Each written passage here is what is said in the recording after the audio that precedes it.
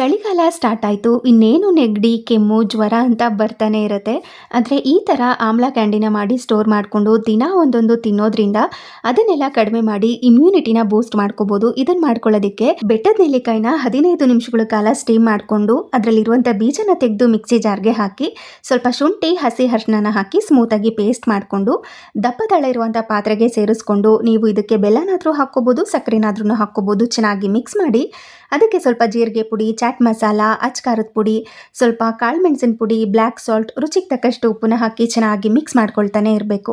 1 ಸ್ಪೂನಷ್ಟು ಕಾರ್ನ್ಫ್ಲೋರ್ಗೆ 2 ಸ್ಪೂನಷ್ಟು ನೀರನ್ನು ಹಾಕಿ ಚೆನ್ನಾಗಿ ಮಿಕ್ಸ್ ಮಾಡಿ ಇದರೊಳಗಡೆ ಸೇರಿಸಿ ಕೊನೆಯಲ್ಲಿ ಸ್ವಲ್ಪ ತುಪ್ಪ, ನಿಂಬೆಹಣ್ಣಿನ ರಸನ ಹಾಕಿ ಈ ಥರ ಗಟ್ಟಿಯಾಗಿ ಆಗೋ ತನಕ ಇದನ್ನು ಕುದಿಸ್ಕೋಬೇಕು. ಇದು ಗಟ್ಟಿ ಆದಮೇಲೆ ಕಂಪ್ಲೀಟಾಗಿ ಕೂಲ್ ಆದ ನಂತರ ಸಣ್ಣ ಸಣ್ಣ ಉಂಡೆಗಳನ್ನಾಗಿ ಮಾಡಿ ಸಕ್ಕರೆ ಪುಡಿನಲ್ಲಿ ಕೋಟಿಂಗ್ ಥರ ಮಾಡಿಕೊಂಡು ಒಂದು ಏರ್ಟೈಟ್ ಕಂಟೈನರ್ನಲ್ಲಿ ಹಾಕಿ ಸ್ಟೋರ್ ಮಾಡ್ಕೋಬಹುದು. ಇದು ಒಂಥರ ಚಟ್ಪಟ ಥರ ಇರುತ್ತೆ. ಟೇಸ್ಟ್ ಕೂಡ ತುಂಬ ಚೆನ್ನಾಗಿರುತ್ತೆ. ಈ ಥರ ಒಮ್ಮೆ ಈ ಆಮ್ಲ ಕ್ಯಾಂಡಿನ ಟ್ರೈ ಮಾಡಿ.